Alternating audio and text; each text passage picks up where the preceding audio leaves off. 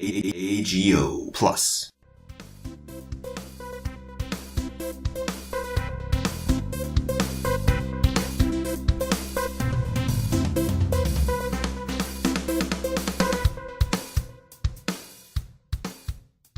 Hey, welcome to the AGO Plus podcast. I'm your host, Pete. And over there with us today, riding shotgun, we've got AJ. What's up, guys? And today, in the premiere episode, we're going to be talking about some really interesting developments going on with the Smash Brothers news, some Switch news, some news about Sony in E3 that's pretty interesting as well. So stick around. We're going to start here with news about the Nintendo Labo. No, we're not starting out with Labo. We're starting out with Nintendo Direct from November the 1st. And it was Smash Brothers all the time, and we're not going to go through everything because you can watch the video for yourself.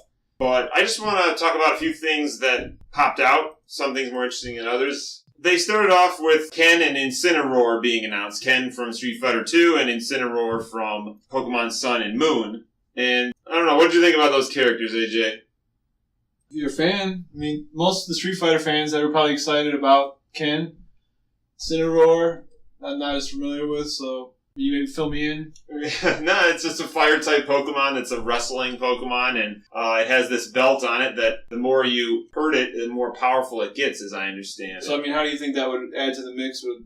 You know, it's a different kind of player. It's more of a strategy-type character, but the video seemed, they were doing the thing fire versus fire. Yeah, no, they were trying to go for a theme there. It's interesting, though, that they picked Ken to be the last reveal, kind of. I mean, Incineroar, fine, it's a Pokemon character, but putting a Street Fighter character as one of the last reveals, it seemed a little surprising to me. But the only thing I could think of is maybe they were just trying to get through that last bit of announcement about the characters so that they could get back to the new features in the game. Was he on the wish list, Ken? No, he wasn't fan really on wish list. He wasn't on really the fans' wish list particularly. So just out of the blue, okay. Yeah, I mean, but I think it makes sense, and I think it's a cool addition because you have Ryu already. But right. So then they had, speaking of Ken, they talked about the new Amiibos that were coming for this, and Ken was one of the Amiibos, and there was a bunch of other ones, but strangely enough, they showed into 2019, and they didn't show any of the Castlevania characters as Amiibos, no Simon or Richter Amiibo, so I'm wondering what's going on with that. Those weren't hinted at in the last Smash, right? That there would be Simon, the Castlevania Amiibo. I mean, you would think that if everything from Smash, right? Yeah, usually anything from Smash eventually gets an Amiibo. Like the new characters that are Ridley is getting an Amiibo, or Snake, I think, is getting an Amiibo. He's a new addition. So that is kind of strange. Maybe they have limited production slots. Yeah, it could just take a while for them to find out what they want to do. Like, what I mean is they don't want to put the Castlevania characters first, because not a lot of people, except for hardcore Castlevania fans, are interested in them. So see what sells, yeah. Yeah, so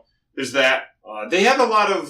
so some of the other things that stood out for me from this is they've been making a lot of simplifications to playing online. You don't have to... Before you had to choose specific things when you powered up and you went online. Do you want it to be for fun? Do you want it to be for glory? What do you want the scenario to look like when you're playing online? Now they're just doing a thing where you're going to set up what you want ahead of time, and that'll be in your settings. And then they'll match you based on those settings with other people who want to play with similar settings. And I think that's kind of, in one hand, it's good because it's speeds things up. No, yeah, it makes it a little less clunky. I think it's an interesting idea. The controversy, though, going with this is, as a part of those settings, they're also going to prioritize proximity. So this is a new thing now.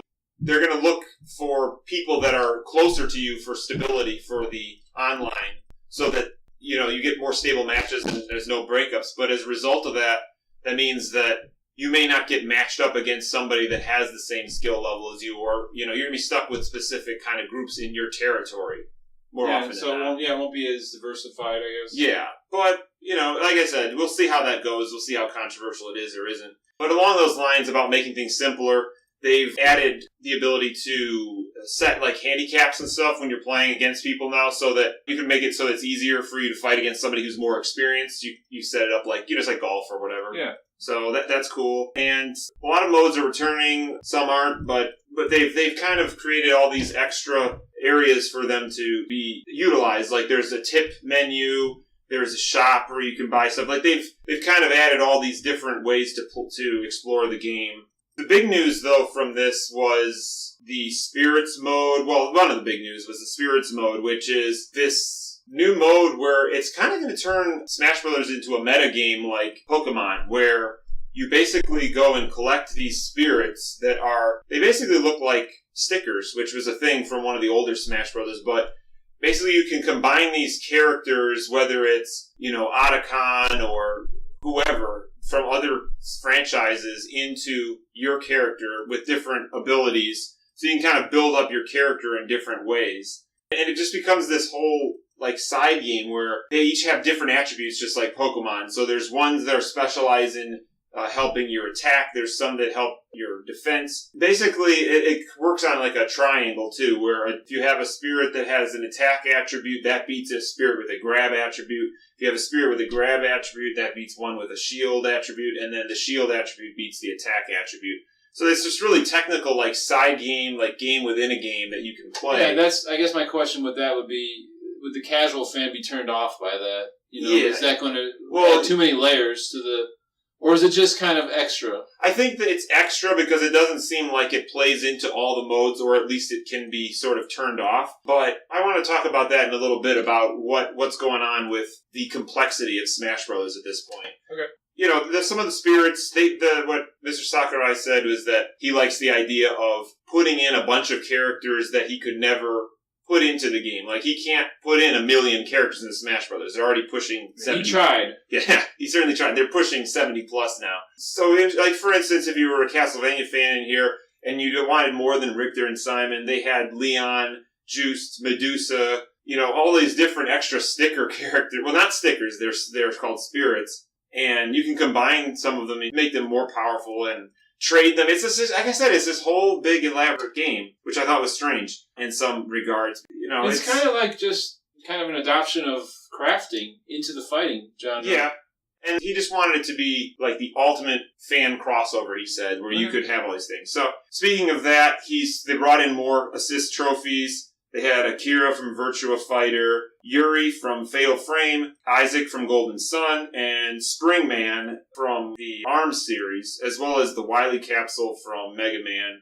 And they had really obscure stuff, even a character from Art Academy. But the Springman is interesting because you sort of would have thought that character would have been one of the new characters in the series, because it was a new Nintendo franchise. But I think they must have thought it's another fighting game. It's too close to the release. Don't cannibalize their own product. Maybe they didn't want it to cannibalize. So that's what I figure there. But with that, too, they're going to have Mii Fighter costumes, too, where you can dress up some of your characters, specifically the Mii characters, into the Nintendo Labo robot kit. You can put that on your character and fight with that thing, the big backpack. Labo fans. Yeah. And Ribbon Girl outfit, too, to fit the other half of the ARMS main character that didn't make the cut. There's other quality of life additions. There's a transparency option that I thought was pretty cool, where if you're in a team battle, sometimes, full disclosure, I fall into the same problem. You forget who you're fighting with sometimes, even though they have these outlines, but it gets so hectic that sometimes you forget what's going on. So now that if you have a transparency option that kind of fades out one of the characters while you're fighting, then you won't forget who to target when it gets really hectic. Right.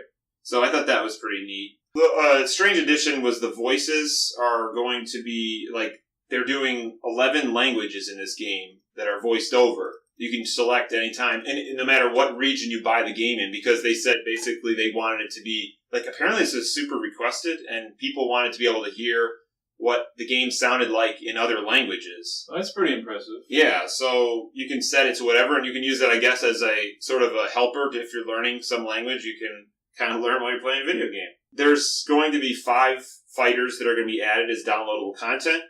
$24.99 for the bundle for all of them now, or $5.99 a piece later on, so you get a little bit of savings there.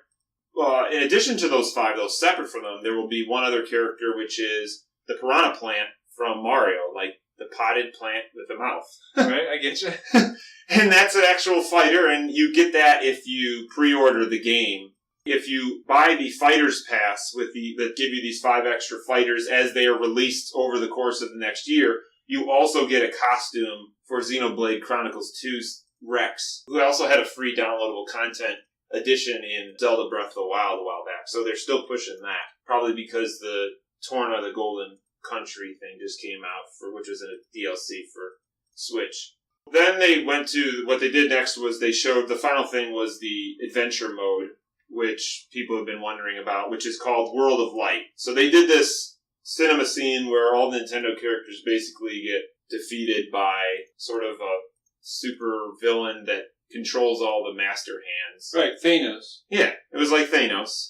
They all got wiped out, kind of like when he snapped his finger on the gauntlet. So apparently the people at Nintendo have been watching too much Infinity War. So I'm wondering if they've been watching Marvel Infinity War or not. But anyways, people thought it was funny. Captain Falcon just tries to get in his ride and gets zapped instead. He doesn't get away. He has no chance. No, Kirby gets away. I thought that was because Mr. Sakurai created that character, but he's since said, no, that's not the case. Sure, right. The only reason is he needed a logical reason for somebody to escape, and Kirby made sense because he has a star that can warp out. So that was his theory there. And also he said that apparently there was some discussion that Kirby would be the easiest person for people to start with or something like that. All right. So this mode basically, it looks like it kind of plays out like a Mario Party almost. There's an overworld map that's kind of animated, and I wonder, it almost looks like it's themed into different areas that represent different worlds from different franchises. There's maps that have these switches on them and different sorts of activities you do, and that's where the boss encounters come in. So that's where the Dracula fight that they talked about a while back, they said would be under very specific circumstances Dracula would appear. That was what that was about. But with this adventure mode, I really hope that they use it as a way to reintegrate some of the other things that Smash has had in it. For instance, some platforming kind of stages.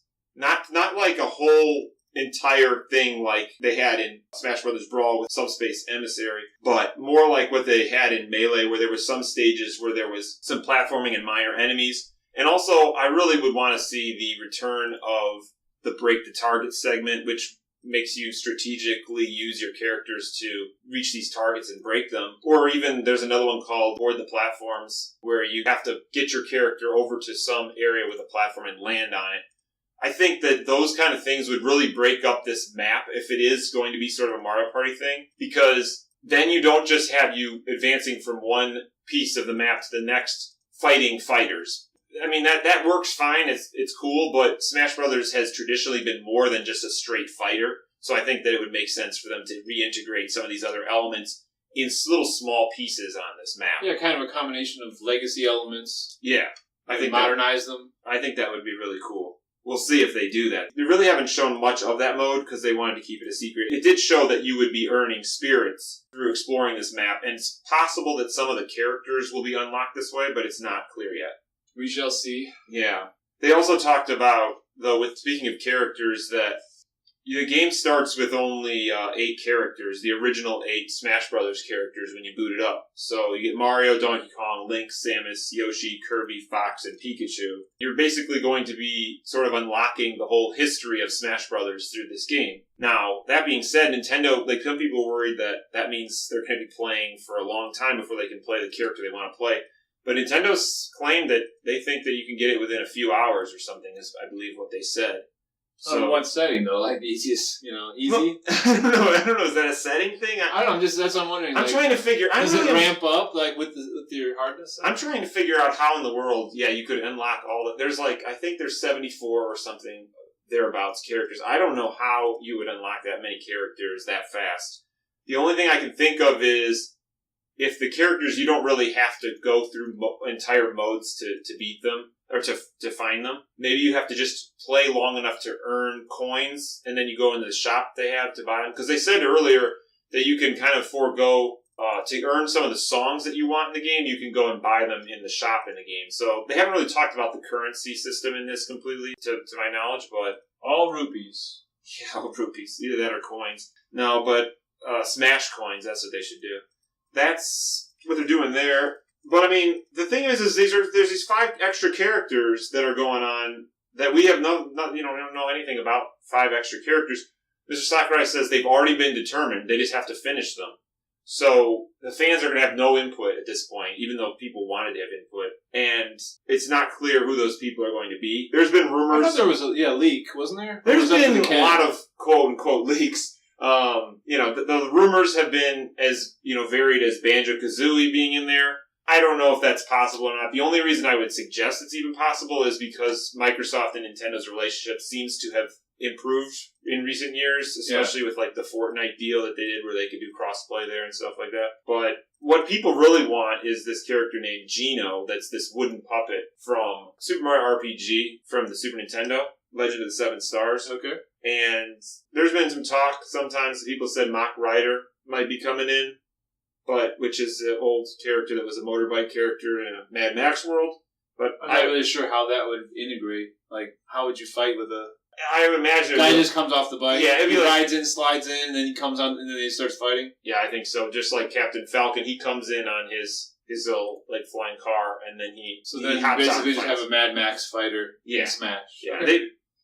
They could even make it a clone. They can't, I don't think they're going to make it a clone fighter, because otherwise they wouldn't put it as downloadable content. You're going to be paying too much to have a clone fighter, or Echo Fighters as they call them now. So, I mean, they talk about Geno, but I understand there's fan demand, but I mean, it could just as well be somebody like Mallow, who was another character from Super Mario RPG that, I thought that was a pretty cool character from there. It was this character that controlled the elements. But what characters, could they really do at this point? And they can't do Bomberman. Bomberman would be a great addition considering his history with Nintendo, but they're not doing him because he's already been added as an assist trophy. Some of the ones I can think about, Ryu Hayabusa from Ninja Gaiden, maybe. What do they have any Sonic characters in there yet? They do have Sonic himself. I mean, that's a whole bag of tricks there. You could have Tails. Yeah, well, some people want Shadow. I think Shadow would be a good. I think some of these characters, though, I'm not sure. I think even Shadow have been announced as assist trophies. So, like, they've already eliminated some of the characters you'd think of immediately. I mean, Arthur from Ghosts and Goblins, maybe. I don't know. Yeah, that could work. Do you think that they will? How about it's not Professor Layton. It's the guy with the injection. Phoenix Wright. Phoenix Wright, is he? The attorney. I think he's probably He's already. I don't know if he's an assist trophy or not. But just an assist trophy. Okay. Could be. I don't know. I guess my question is: do you think that these 5 extra characters will be coming from Nintendo, or will they be coming from outside of Nintendo? Well, you'd have to rack your brain. Like, who's left? I guess. Right. I was thinking in terms of Nintendo, you could have. This isn't necessarily Nintendo, but people from Yokai. Could they throw some characters in from that? It's not really their thing. Yeah, I don't know. What about? I mean, what if they're doing the old stuff? What about? Like, do you remember there was like an old wrestling game that was like a lot of old wrestling games. Winner is You. There was like different characters like Starman and stuff. Like they were like, oh yeah, that's really old. Like really old. I can't remember what it was called. It's something like Pro Wrestling. Was that on NES? It was on the NES. Okay, yeah, it was. Wow, okay, it was a real popular game at the time, but I don't remember what it's. I don't remember too much about it. There's a guy that was like a lizard guy too. Like they had a bunch of colorful characters they could bring from that. Then that would fit with Incineroar, a wrestling character. You could have wrestler on wrestler there. The other thing I thought of was there was a series called Star Tropics that Nintendo tried to start on the NES, and it never really went anywhere, but it was sort of like The Legend of Zelda, except for it starred more like a regular teenager. So instead of getting the boomerang and stuff like that, he would get the yo-yo and use that as a weapon. I mean, they want to do Excitebike character, they got him yet? No, I don't think they have the Excitebike character. There you go, Excitebike guy. Yeah, the Excitebike guy. Or gal. Oh, yeah. Okay, yeah. I don't know who else. There's so many characters, really. Once they chose Piranha Plant as one of the extra characters. It's wide open, right? You could do anything, yeah. You could do, speaking of related news, I mean, you could do stuff like Boom Boom or Pauline, which is the singer girl from Mario Odyssey and Donkey Kong back in the day. Yeah. All sorts of things like that. Because some of those characters, along with... How about what's his name? They just made his model, Funky Kong. Yeah, they could have Funky Kong. They could just throw Funky in there. You could do Funky Kong, that's right. Yeah. I don't know. You have his little surfboard spinning. That's an idea. I guess you have to ask yourself... No, I mean, it's just like, what would be fandom demand, really? Yeah, what would people pay $25 for, or $6 actually? I'm thinking probably not Funky Kong. Probably not Funky Kong, yeah. But I guess the final question I have about this, we're going to have to wait and see on that. And like I was just saying, those characters that I mentioned, Pauline and Boom Boom, along with little star characters from Mario Galaxy, Luma, they're coming to Mario Tennis Ace is just extra characters, so that's the only reason I brought that up. Do they have a rollout timetable for these 5 or through 2019? They said just all the way. They don't have like months. They don't have them set up yet. Okay. Yeah, they said they basically have to still develop them all, so they can't talk about it. But the bottom line now is, with all of this, with everything I've said, and this isn't even everything they talked about. This is the short version. Yeah. What is Smash Brothers at this point? It's interesting. It started out as sort of a fan crossover event thing it was a smaller thing that was just sort of, it was a game that you played for fun, and then it became more and more complex and competitive as time went on, really making it more like Street Fighter in a lot of ways. It's not the same, obviously, but I'm just saying it's more technical than it's ever been before. Then, but on top of all that technical piece, they have this new stuff with the Spirits mode that I mentioned that makes like a game within a game. And there's this new adventure mode with the maps. Yeah, that mode kind of reminds me just like typical phone game. I guess it kind of is, yeah. I mean, it's... I guess there's really not going to be... I think the map, is sort of window dressing is what you're saying. Yeah, that's all I mean. We'll see what it is or isn't because they haven't talked too much about it. I'm hoping for more rather than less, but, I don't know. I guess I'm just wondering, like, the time versus the reward in this game. Yes. They spent all this time developing these spirits. Are they going to be used by, like... They're not going to be used by the hardcore... I think they're not going to be used as much by the hardcore people because they don't want to taint their experience of a pure kind of fighter. But for the kind of the more casual people, isn't there going to be a lot of, like, it's a lot of time investment to kind of collect all these things that you may or may not use? I don't know. I can see that as a problem, but I think each person their own, maybe. Each their own preference. Oh, and one of the things I'm surprised that they haven't taken advantage of is, with all the different modes and such that they have, the Amiibos are still, like, super underutilized, especially since you have these spirits that are adding to your fighting. Why haven't they made the Amiibos co-equals to your fighter yet? Like, why is there not modes... you still can only train your Amiibo and put them in as sort of a computer-controlled foe to either practice against or have somebody else fight, or you can kind of set them against each other like, two auto-computer-controlled enemies against one another, fighters. But why is there not a mode where you can partner with your Amiibo to fight battles? Stuff like that. That doesn't make any sense to me. Well, the only thing that, I think you're right. It would make more sense to do it that way, but my only thought would be maybe if people don't have the Amiibos, then the people that have the Amiibos and have trained them up have an extra advantage, kind of a ultimate type deal. You're correct in that sense, but in the other sense is, what if you just had a separate mode that's called Amiibo fighting mode or something, where you can use them while you're in that, or the settings that we talked about earlier. They have all these settings now where you can set what you want. Set, assist Amiibo or not, don't allow Amiibos to be played with. Yeah, that could work. So, I don't know. It's interesting, they're really pushing the line, the Ethernet adapter for this versus using Wi-Fi, because they're really trying to get this... Yeah, they're probably worried about past issues of the hang-ups and drop fights and stuff. Yeah. Oh, speaking of which, this is another thing that I wanted to talk about with this. They have a system now whereby you set up your name ahead of time, so now people can't troll you or bully you with fake names and little hidden messages in between fights. You have to actually stick with your username that you create for this. And to fix the other problem, this is really cool that they did this. Now there's a set amount of responses and things you can say while you're online that are quick, like between fights, like good game or let's play again, that kind of stuff. Yeah, well, people were doing it anyways through the name system. Yeah, so they were. Yeah, I guess it makes sense as an upgrade. Right. I don't know. Can you still use the name system though? Anyways, people are just going to go around that, the preset. I don't think so, because you'd have to actually come in with as the weird, as the weird person, weird names. Yes, you can't kind of trick it out. You can't kind of just flash up a little taunt or whatever. Yeah. But speaking of that, you will be able to probably. You really shouldn't, but they're going to have a voice chat this time.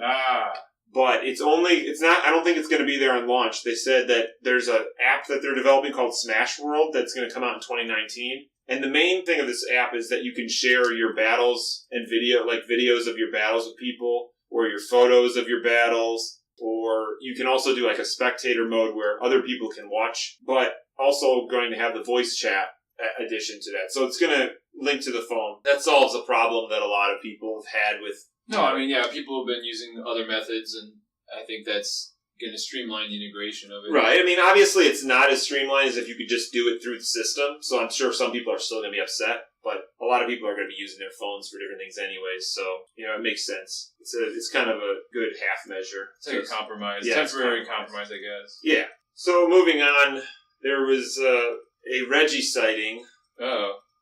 And it involved Metroid. So, Reggie was hanging out with Jeff Keighley, who's going to host the Video Game Awards on December 6th, and he was wearing a Metroid shirt, and Jeff Keighley was just saying, can't wait for the awards. So, some people were wondering, is this a hint by Reggie? Did he specifically choose his wardrobe and this photo with Jeff for Jeff to tweet out that Metroid Prime 4 was going to be shown off at this Video Game Awards ceremony? The answer is absolutely. You think that's that targeted marketing? 100%. Okay. Well, since then, people have asked Reggie about Metroid. Oh, he's not gonna say anything. Yeah, well, no, but they just asked him about Metroid Prime 4 in general. Yeah. And what he said, he said it's well into development. That's all he said. Yeah, well, there you go. So, if it's well into development, I'm sure that means they're going to show something off. Afford to have a trailer. So, that's probably happening. It's just going to be bare bones trailer. It'll be more than the name reveal like they did the last time. Oh, will there be gameplay? Obviously. Will there be gameplay? I say no. I say they'll do quick cinema-type cut things. Yeah, like a couple of environments in, like, Samus's armor or something? Yeah, I'm thinking more like that, like, Samus standing underneath, like, shining light down, ship coming in, something like that. But it's not going to be... I guess he says they're well in development. They could have gameplay, and they'll probably sneak in... They could sneak in something. So they're not going to have a logo that says coming soon. Still coming soon. Well, the question is, when is the release? If it's before E3 of next year, then I think they'll have lots of gameplay. If not, then I think they're going to push it, most of the gameplay till E3, and they'll have it playable. Now, if they do E3, Yeah, everything I'm aware of suggests that it's going to be either towards the end of 2019 or beyond. I think they will have something playable at E3, but... Yeah, that's what I'm thinking. But it won't be out by then. Right, but I'm just saying, like, I don't think that they would waste all the... it's going to be a tease. Whatever it is, it's going to have a taste of gameplay, but I just don't think it'll focus on that heavily, because I think they're going to save that... Yeah, you're right. ...for E3. Yeah, this is... Unless they have some other huge reveal for E3. Well, that could be, too. I mean, they're going to have Pokemon eventually, but they kind of have that Pokemon now. It's just not as big as this other Pokemon they've... I can't think of anything off the top of my head. I'm probably wrong, but would be larger than Metroid right now that they have in their pocket. Well, and that they haven't announced, because they've announced Animal Crossing. Obviously, if you had like a Zelda upgrade or something, or like a quick turnaround for like Breath of the Wild 2, or like even a half. You suggested one time they could do a half the size of the original game in a quick turnaround with the same assets. Mm-hmm. Then that's something big to throw at E3. But otherwise, Metroid's your big gun there. Yeah. So, whatever they do, I really hope that it doesn't end up being a solely first-person Metroid, because I think there's a lot of things. That's a good question. So what's your opinion? Do you think they will go third-person at all? Or is it just Prime? Because it is Prime, right? It's Prime 4, it's obviously. Prime. So basically, we know it's obviously first-person, but I'm just saying, like, are they going to have... See, my whole thing was, I think this time they were going to solve what they couldn't fix in the original game, which is you can jump in and out. Right, third person. That would be kind of like the ultimate appeasement to both. Especially if you want to get new people, because for some people this is going to be their first Metroid. There's new people coming in. Right, and some people just probably jumped in with that 3DS. Yeah.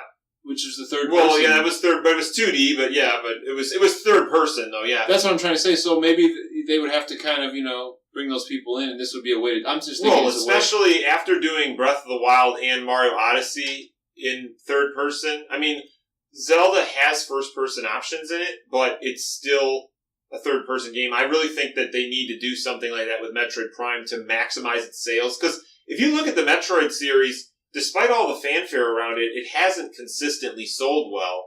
And I think that they haven't found the sweet spot yet of making it appealing to a wider audience like they did with Zelda this time. All right, so I'm just thinking there's an option there. But there's an option. A lot of purists are just saying, look, it's Prime. I want it to be totally first person. It'll be good because Nintendo doesn't have a lot of first person games. And it'll be, that's the most immersive way to do it. We'll see. I think that it limits the gameplay options. They've really done 4 Primes already if you count Hunters. And so I don't know that there's a lot more they can do with it. Yes, visually, but in terms of making that first person experience engaging. All right, so we know it's going to be there. We know Reggie's had the shirt, so look for that. That wasn't by coincidence. Obviously, anyone listening to this knows that I think we're all smart enough to realize that Reggie did that on purpose. So, we're going to see it, and we're going to see, what he shows. Like I said, I just don't think it's going to have tons of gameplay, but that's just my opinion. Yeah. Similarly, we had the announcement from the Wall Street Journal that they've heard that there is going to be a new iteration of the Switch next year. Just the thin Switch? What are they going to do? I don't know, Switch Junior? Switch Junior? Switch Blade? No, it's not a Switch Blade, I don't think. No, they could do that. Nintendo Switch Blade? Super thin. Coming soon? Yeah. No, doesn't really fit their brands? Are you trying to tell me? I don't think so. All they've talked about so far is they've heard that maybe an improved screen is the idea. Maybe now, is that in regards to like the DS issues where they had the 3 different screen types, or is it more in regards to the bending and the warping that's happening when people are slipping them into the docks? I don't know, but part of it I think has to do with battery efficiency too. Well, yeah, that would be like a big thing on people's wish list. Whatever they do, it's supposedly going to be not like a complete change of the system, but we don't really know what's going to happen. I don't think they're not going to do something so big that you can't play your old Switch games, but they could do some sort of half steps where it integrates VR stuff or something like that. Who knows? Very unlikely. It's probably just going to be the change from the DS to DS Lite. Yeah, they're usually very incremental in my opinion, so we all know that historically they don't usually take large leaps. It's going to be interesting to see how they pair that with what's been going on fiscally, because Bloomberg reported on November 27th that analysts are saying that for the Switch to really succeed, it's going to need a price cut at some point. And so, if they release a new model, will it be a cheaper model? Or will it be a more expensive model? That's well. I mean, I don't see how they add more battery life and/or a better screen and lower the cost. Unless this is the upgrade Pro, like PlayStation 4 Pro, and the original version gets discounted. Well, there you go. But I'm just saying, like this particular new model I don't see how it can be lower. Unless they're going to remove features to add some of this battery life. I mean, what are you going to remove? So I don't know. It's got to still work with the Joy-Cons that they've already produced. So you got to keep that. And I just think it's going to be. I think you're onto something. I think it's going to be a higher price point for this model, and then they're probably going to lower the other one by like $50. Well, they were at 5.7 million units that they had sold as of October 31st, according to Forbes. And they want to get to 20 million during the fiscal year, which, I don't know. They had a great Black Friday. They're up to 8.2, I think, million units sold after that. And Pokemon, the new Let's Go Pikachu, Let's Go Eevee, have sold over 3 million units worldwide already. And they just came out recently. So maybe they'll get to their goal, but it sounds like some analysts are skeptical, and we'll have to return to that topic at a later time to do a deep dive on it. Okay. What else? So in some other news, there's been some Zelda developments lately. The first being that Adi Shankar, who is behind the Castlevania adaptation for Netflix, might be involved with a possible Zelda animated series for Netflix in the future.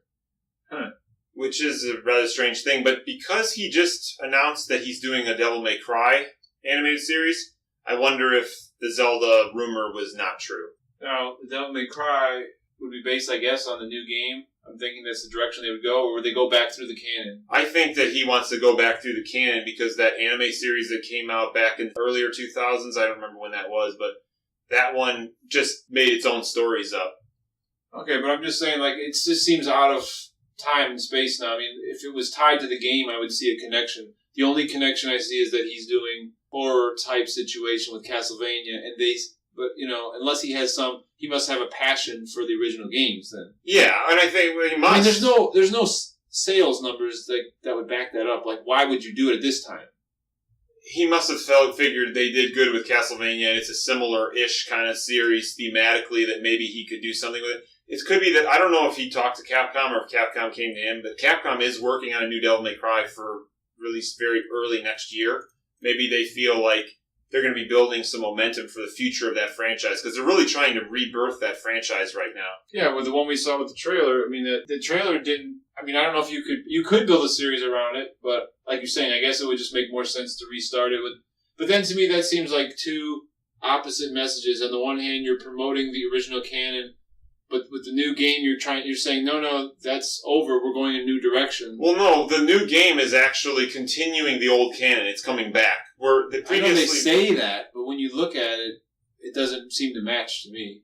Well, it's wilder. I don't know. I mean... I think that if you just looked at the character design, some of the ideas, some of the integration, I don't think it's the same idea. That's true. It does seem a little more Western in some ways. That's what I'm saying. It's less Japanese. Okay. Well, there's a possibility there. Maybe they're kind of maybe trying to build into some of what they did when they tried to restart it when it was called just DMC that one time. Irregardless, he's going to actually combine the Devil May Cry world with the Castlevania world in his Netflix show stuff. And actually, I don't know if this project is going to be featured on Netflix. I just assume it is because... where else would he run it? Yeah, where else would that really run? So I think it has to be on Netflix. The question is can he do Castlevania? Because that still has one more season left on it. Devil May Cry and Zelda, I find that hard to believe in a short amount of time. Yeah, I think that would be too much work. Also with Zelda, we had the story that's become very interesting and convoluted about how Zelda creator Eiji Aonuma made an offhanded comment at a concert series that's going on in Japan for Zelda that Skyward Sword might find its way to Switch eventually. So everyone started to wonder what's going on with that. And also everyone started to wonder, would it be a good idea? Like the motion controls. Yeah, how would they integrate the motion? People had trouble, people did have trouble playing the other one. Yeah, there was controversy with that, and also, if you wanted a portable mode, you can't do that with the motion control, so they have to come up with some other kind of system, unless they're going to do like Mario Party and just have it be motion control centric. The thing about Skyward Sword that's also a strange choice is that it was the most restricted Zelda, so to go from Breath of the Wild that brought in a lot of new people as well as old-time fans with the most open Zelda world and then go to the most restricted Zelda world might seem kind of counterintuitive. But you had a theory, actually, that it might get people ready for mixing in some of the older Zelda elements into the more open world elements.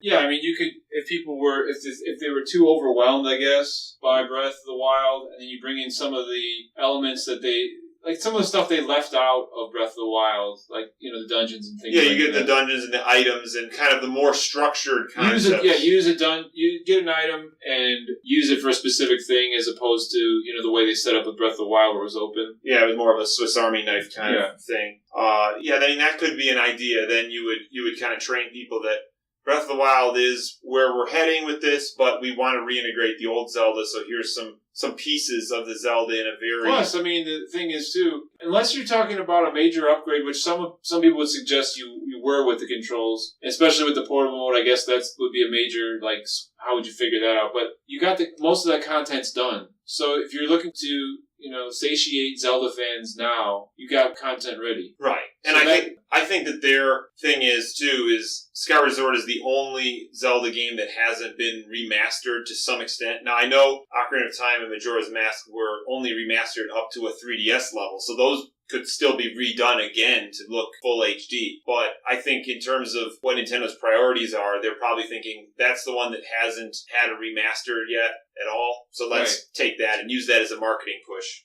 We'll see what's happening with this, because you would think maybe with the Game Awards coming up, it might be an announcement about it. But what they said was that somebody reached out to Nintendo and they said, we have no plans right now for a Skyward Sword on Switch. So they've done this before where they've been coy about things or denied things, and then it pops up a few months or a year later. Paid Switch, yeah. I remember that Eiji Aonuma said, say I laughed when people asked if there was going to be a Majora's Mask remake, and then that happened with a little over a year after he said that he was laughing. So right, but you took it the wrong way. He was laughing as in they figured it out. Oh, yeah. So yeah, he knew that it was already happening. Right? So he just that was what he was hinting, right? Yeah. So that's what I'm saying. That's why I think that he may have been hinting again with this. No, I agree. I do think that there's more. People are just blowing it off and saying he was just joking. It was an offhanded remark. It was in response to what the audience was, saying and so forth. But I think there's more to it. I think you're right. Yeah, I mean, the only other thing is some people wonder... And it fits, like you said, that's the only one they haven't touched, so... Yeah, the only other thing they could do, and Nintendo isn't really prone to do this, is they could release it for Switch as a part of some larger collection, but I don't think they would do that right now. Not with a Zelda property. Yeah. We've also got Resident Evil news, Resident Evil 4 and Resident Evil 0 and the remake of Resident Evil that were on the GameCube are all coming to Switch. Good, so my theory of ports continues. Yeah, so the ports theory... Port. Yeah, lots of ports. But I mean, still waiting for that Gauntlet port. Yeah, still waiting on that Gauntlet port. Resident Evil 4, though, was one of the more impressive games back on the GameCube, so I can see why they'd want to try and reintroduce that and some of these other ones. But I digress. Speaking of the ports theory, your theory about that from the pilot episode of this podcast has really come to pass because I don't recall this happening before. I'm sure it has, but not to this extent. Bundles in the last few months for the Nintendo Switch have featured third-party games. So the Nintendo Switch has been coming with Fortnite or Diablo 3, and you can buy it. That's the sale point. It's not that it comes with Mario or something like that. I mean, they have those too, but... Reggie, I'm looking for the check. Send it my way. Yeah, so you actually inspired me. You heard it here first. And also the Yooka-Laylee story, which has had delays for Switch. It eventually did come to Switch via download, but it said it was only going to be a downloadable game. It was announced by Limited Run Games that they were picking it up for a physical copy, that you could order it, and that period has ended. But they said originally that was the only way you could get it physical. But now Best Buy has made a deal with Limited Run Games to actually have physical Yooka-Laylee copies on their shelves for a limited time and a limited inventory. Will we ever get sales numbers on those? Like, is that public knowledge, or are they going to hold that? Because I would just be curious to see, you have a game. I mean, they haven't had that kind of stuff in a little bit, so in terms of that game. So I was just wondering. Well, they did say very recently, just within the last few days, that it sold 1 million copies. It reached the 1 million copy mark. So Yooka-Laylee... That's just with Best Buy numbers. No, that's not Best Buy. That's the total sales across all the platforms and everything so far. So that includes downloads and PlayStation 4 and Xbox, all that stuff. But I don't know if we'll ever know how it does with those limited...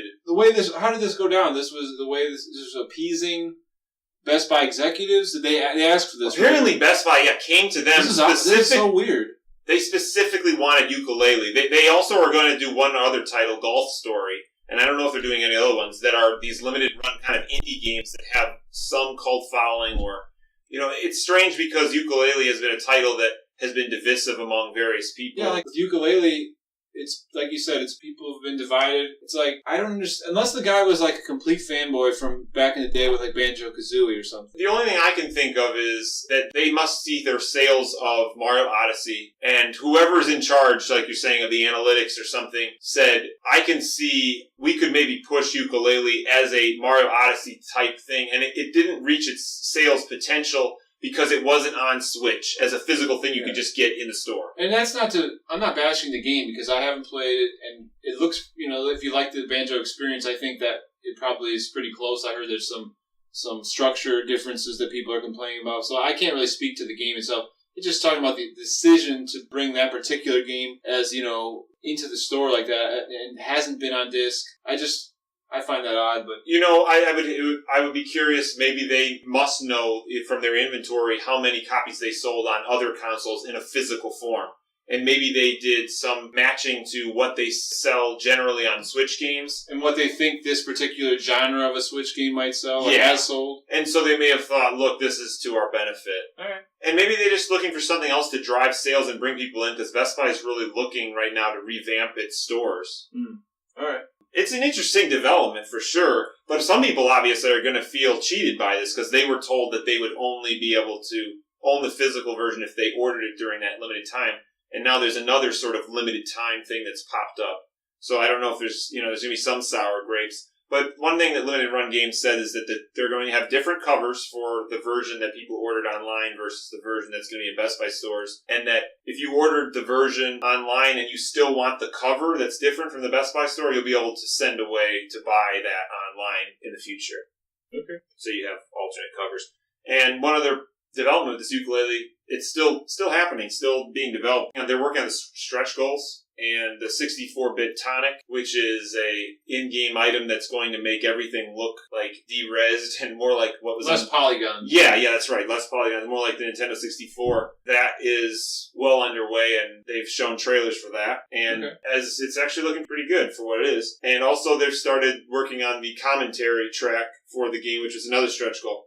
There's no other news about how far any of the other downloadable content stuff was that they promised during the campaign, but things are happening with Yooka-Laylee and Switch and Best Buy, and I just think that's an interesting development. No, for sure. It's an interesting decision, and I guess we'll see how it does. Similarly, of the indie games, Bloodstained has recently announced that they brought in the WayForward company to help them work out some bugs. So that's another interesting development. Another game that is going to find its way to Switch, but it will also be on PlayStation 4 and Xbox One and PC. It's going to be interesting. So WayForward, the guys who did the Contra 4 and Shantae series and the DuckTales remastered.